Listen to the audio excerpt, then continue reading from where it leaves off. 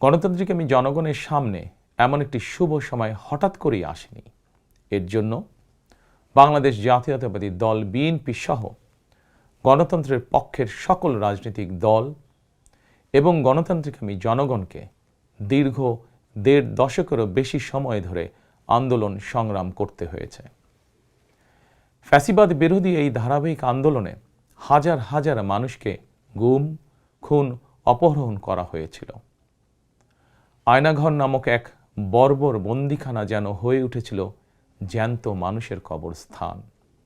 শুধুমাত্র ২০২৪ সালে ছাত্র জনতার ঐতিহাসিক গণ অভ্যুত্থানেই ১৪ শতাধিক মানুষকে হত্যা করা হয়েছে। আহত হয়েছেন কমপক্ষে ৩০,০০০ মানুষ। বাংলাদেশের জন্মযুদ্ধ থেকে আজ পর্যন্ত দেশে গণতন্ত্র এবং মানুষের অধিকার প্রতিষ্ঠার জন্য বিভিন্ন সময় যারা শহীদ হয়েছেন তাদের মাগফিরাত কামনা করছি। যারা আহত হয়েছেন তাদের প্রতি জানাই গভীর সহানুভূতি এবং সহমর্মিতা।